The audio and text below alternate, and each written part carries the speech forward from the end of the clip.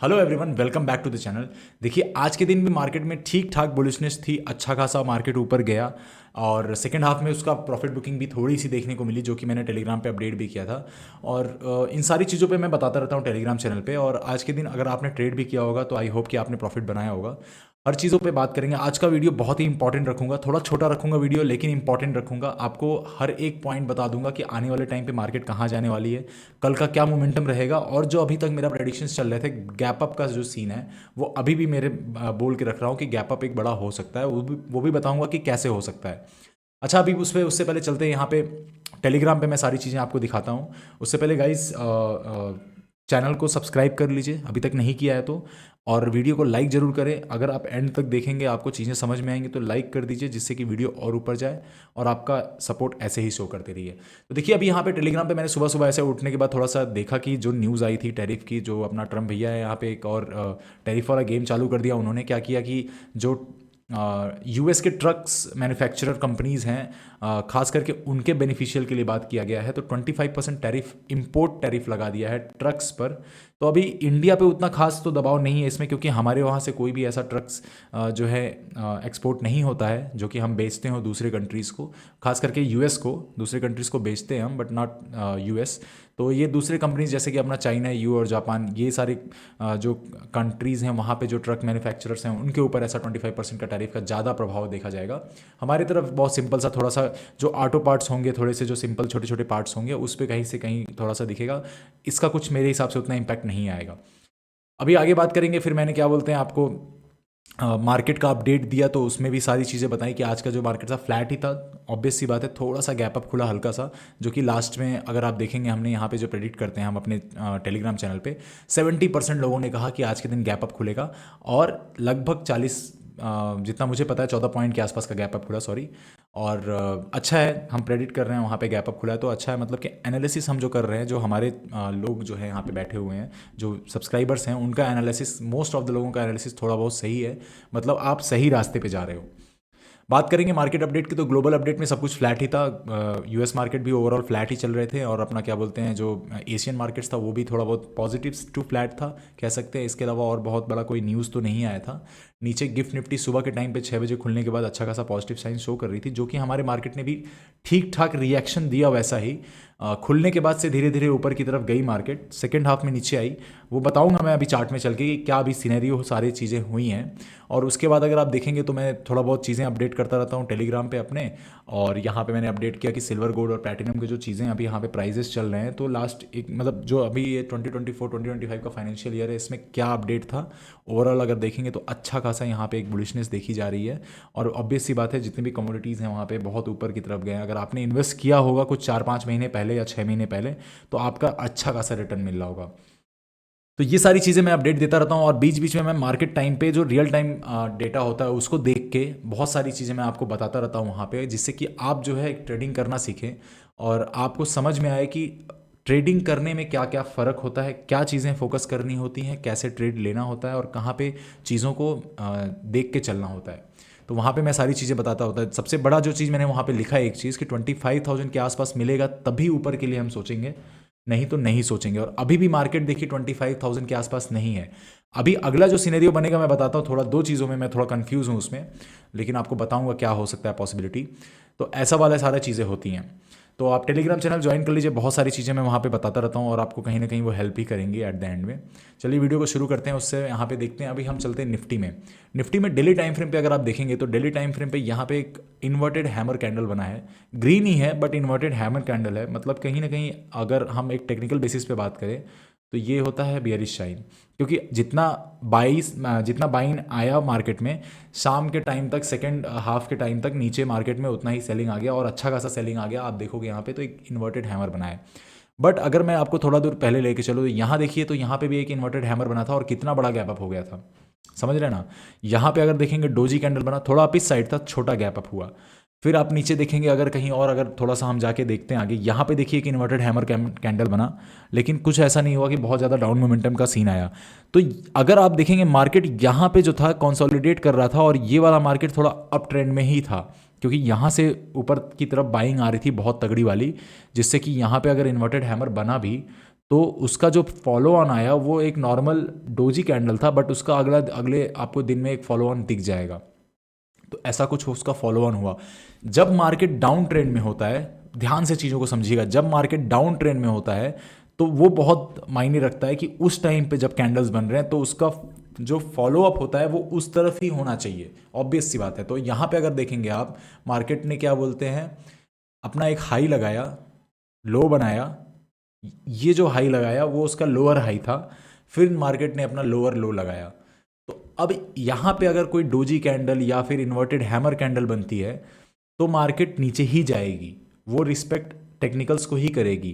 तो यहाँ देखेंगे तो ये था अपना बाय ऑन राइज का, सॉरी सेल ऑन राइज का जो सिनेरियो बन रहा था हमेशा। यहाँ देखिए एक अपना बना, ये रेड कैंडल ही था, बट अपना इन्वर्टेड हैमर नीचे से बना था ऊपर की तरफ, और ऊपर की तरफ मार्केट खुली, मतलब ऊपर गई लेकिन सीधा नीचे की तरफ मार्केट आ गई।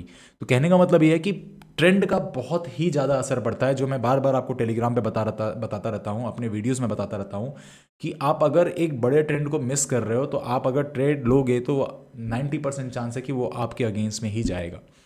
चलिए ज़्यादा लंबा नहीं करेंगे वीडियो, उस पर हम डायरेक्ट बात करते हैं अभी आगे क्या हो सकता है। तो यहाँ पे देखिए एक inverted hammer candle daily basis पे बना है। अभी अगर हम ओवरऑल सिनेरियो की बात करें तो यहाँ से मार्केट जो है अपना एक हायर हाई हायर लो का पैटर्न बना रही है। तो समझिए, तो आइडियली देखा जाए तो मार्केट को यहाँ से ऊपर ही निकलना चाहिए। तो मेरा तो मोस्टली अभी व्यू ऊपर का ही है, और मार्केट अगर कल के दिन गैप अप खोल दे कोई बड़ी बात नहीं, मार्केट एक बड़ा गैप अप दे सकती है और बड़ा गैप अप देके इसको ब्रेक कर सकती है। फिर वहाँ से एक थोड़ा सा पुल बैक आ जाए, क्योंकि गैप फिलिंग भी थोड़ा बहुत हो सकता है, पुल बैक आना बहुत जरूरी है, सीधा मार्केट ऊपर नहीं निकलेगी। जैसे कि यहाँ पे अगर आप देखेंगे, यहाँ तक आई मार्केट, यहाँ पे एक ओपन यहाँ पे हुई, बड़ा सा गैप अप देके फिर नीचे सेलिंग आ गया, तो वैसा कुछ एक सिनेरियो क्रिएट हो सकता है। तो निफ्टी में कुछ ऐसा सिनेरियो बन रहा है। अभी मैं लेके चलता हूँ आपको 15 मिनट टाइम फ्रेम पे। अच्छा, एक चीज़ मैं आपको बहुत इंपॉर्टेंट समझाऊंगा कि आपको समझना पड़ेगा कि आप किस टाइप के ट्रेडर हो, कि आप जो इंट्राडे ट्रेडिंग भी करते हो उसमें भी दो टाइप के ट्रेडर आपको समझना पड़ेगा। आपका माइंडसेट क्या है, आपका ट्रेड लेने का जो मेंटालिटी है वो क्या है। आप क्विक बाय क्विक सेल कर रहे हो, मतलब आप एकदम स्कैल्पिंग वाले मोड में हो, तो आपको इतना ज़्यादा कुछ मेरे हिसाब से टेक्निकल्स नहीं देखना होता है। वहाँ पे आपको चार्ट पैटर्न्स देखना बहुत इंपॉर्टेंट होता है। सेंटिमेंटल्स एनालिसिस करने की ज़रूरत उतना ज़्यादा नहीं है, दिमाग में रखना जो बहुत ज़रूरी है, आपको समझ में आना चाहिए मार्केट में क्या चल रहा है। लेकिन आपको एक वहाँ पे क्विक बाय क्विक सेल में आपको इतना ज़्यादा कुछ नहीं है कि इन्वर्टेड हैमर बन गया तो गैप अप के लिए आपको यहाँ पे वेट करना है, क्योंकि आपको वेट करने का टाइम नहीं, वहाँ पे पेशेंस आप नहीं रख सकते, आपको स्टॉप लॉस वहाँ पे रखना ही पड़ेगा।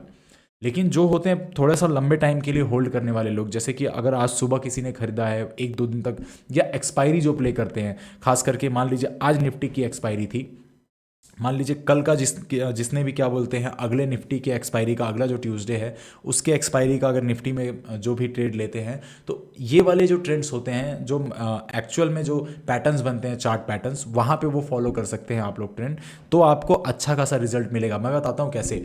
मैं जब आप अपने मेरे टेलीग्राम पे चैनल पे जाके देखेंगे, जब मार्केट इधर कहीं और जब मार्केट यहाँ तक आ गई थी, तो मैंने सीधा सीधा अपडेट किया था कि मार्केट में अभी और नीचे जा सकती है, क्योंकि यहाँ से अगर मार्केट को हाईयर हाई बनाना है तो एक हाईयर लो लगाना पड़ेगा, मार्केट को एक हाईयर लो लगाना ही पड़ेगा। मैंने अपडेट किया था।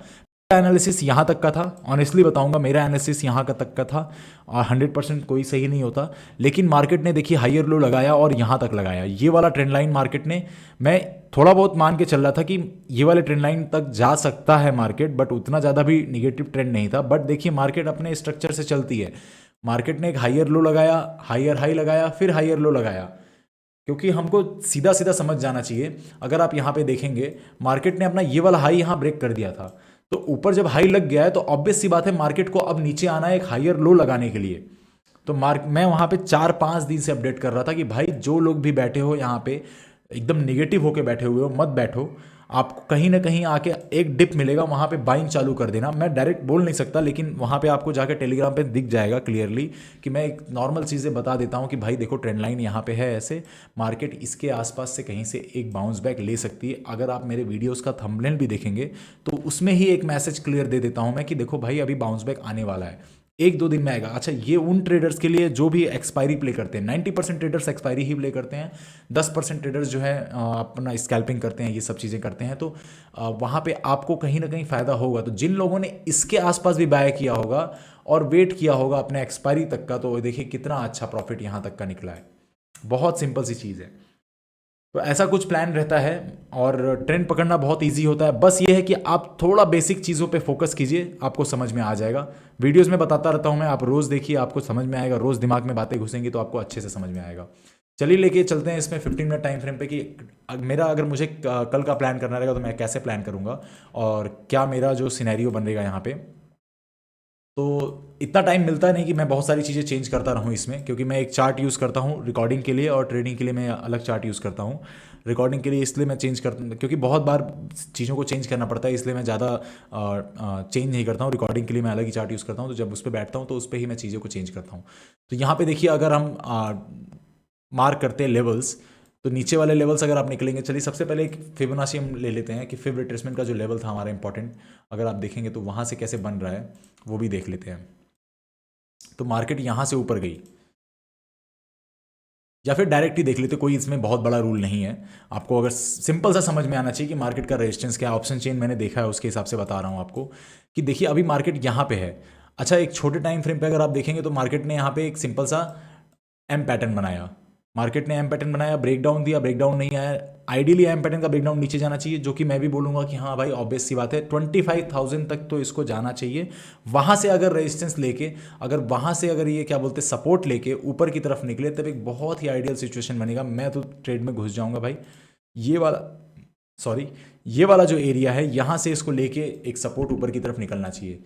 गैप अप का सिनेरियो ऑब्वियस सी बात है, वो अभी भी बना हुआ है। गैप अप बड़ा देके फिर नीचे आ जाए वो अलग बात है, लेकिन अगर मार्केट इसके आसपास कहीं आती है तो थोड़ा भी पॉजिटिव प्राइस एक्शन बनाया मार्केट ने। पॉजिटिव प्राइस एक्शन क्या होता है फिर से बता दूं आपको, कि मार्केट अगर कहीं सपोर्ट या रेजिस्टेंस पे काम कर रही है, मार्केट मान लीजिए सपोर्ट पे काम कर रही है, सिंपल सा समझिए, मार्केट अगर सपोर्ट पे काम कर रही है, ये आपका जो सपोर्ट है, अगर वहां पे आके कहीं भी ऐसा समझिए यहाँ से प्रॉफिट बुकिंग आई है तभी मार्केट नीचे तक आई है, उस सपोर्ट पे मार्केट टाइम स्पेंड कर रही है, और आपको कहीं भी दिख रहा है कि अभी उसने हायर हाई हायर लो छोटे पैटर्न पे भी बनाना स्टार्ट कर दिया, छोटे टाइम फ्रेम पे, मतलब 15 मिनट 30 मिनट्स पे भी टाइम फ्रेम पे भी हायर हाई हायर लो का पैटर्न बनाना स्टार्ट कर दिया है, मतलब कि वहाँ से पॉजिटिव प्राइस एक्शन बना है, अब ऊपर की तरफ जा सकते हैं। तो ऐसा कुछ, बट वो अप ट्रेंड में, तो अप ट्रेंड में ऐसा कुछ आपको सिनेरियो दिख रहा है तो वहाँ पे हम थोड़ा सा सॉलिड हो सकते हैं, डबल कंफर्मेशन हो जाता है और चीज़ों को हम ट्रेड प्लान कर सकते हैं। तो ऐसा कुछ कंफर्मेशन अगर मिलेगा मुझे, मैं तो यहाँ पे ट्रेड प्लान करूँगा ऊपर के लिए। तो मेरा फर्स्ट लेवल 25,150 के आसपास का ही होगा, ऑब्वियस सी बात है। फिर ये हाई जब ब्रेक करेगा तो आप देखिए यहाँ वाला एक लेवल हमारा इंपॉर्टेंट है, क्योंकि यहाँ से ही मार्केट सीधा नीचे निकल गई थी। अगर आप देखेंगे ये था हमारा इंपॉर्टेंट, मार्केट ने वहाँ पे रिस्पेक्ट किया, बट ये अभी एक लेवल और है जो कि मार्केट यहाँ पे देखिए कई बार यहाँ पे सपोर्ट लिया है, रेजिस्टेंस लिया वापस से, तो इसका ब्रेक आना बहुत ज़रूरी है। और मैंने टेलीग्राम में बताया भी था कि 25,151 हमारा बहुत इंपॉर्टेंट लेवल है। तो अगर आप देखेंगे इसका ब्रेकआउट किया, उसी वाले एरिया में अभी ट्रेड कर रही है मार्केट, तो ये वाला लेवल भी इंपॉर्टेंट है, बट अभी इतना ज़्यादा नहीं है, क्योंकि बायर सेलर्स इक्वली हैं। ऑप्शन चेन पे आप देखेंगे जाके तो बायर सेलर्स इक्वली हैं, ऊपर के लिए मार्केट थोड़ा सा है अभी बुलिशनेस में। और जैसा हमने बड़े टाइम फ्रेम पे देखा है कि यहाँ पे हायर हाई हायर लो का पैटर्न बन रहा है, तो ऐसा कुछ निफ्टी में सिनेरियो बन रहा है। तो मुझे इसके आसपास कहीं मिलेगा, फिर से क्लियर करके दिखा देता हूं आपको। अगर इसके आसपास कहीं मार्केट आती है तो मैं तो ट्रेड प्लान करूंगा ऊपर के लिए, but stop loss always use करूंगा, क्योंकि जरूरी नहीं है कि मार्केट हमारे हिसाब से ही चले, मार्केट अपोजिट भी जा सकती है। तो ऐसा कुछ यहाँ पे सिनेरियो बन रहा है। ऊपर फिर अपना ट्रेल कर सकते हैं आराम से। नीचे के लिए देखिए बहुत सिंपल सा है, नीचे के लिए हमारे पास ये वाला एरिया है अभी, ठीक है। तो जब तक ये 25,000 ही हमारा एक इंपॉर्टेंट रेजिस्टेंस और सपोर्ट ही काम करेगा, जब तक इसको ब्रेक करके यहाँ पे रेजिस्टेंस लेके फिर से नेगेटिव प्राइस एक्शन नहीं बनाती है, जो कि बहुत मुश्किल लग रहा है, और कोई नेगेटिव न्यूज़ आ जाए तभी चांसेस है, नहीं तो मार्केट इसी एरिया में ट्रेड करेगी और नीचे के लिए निकलेगी।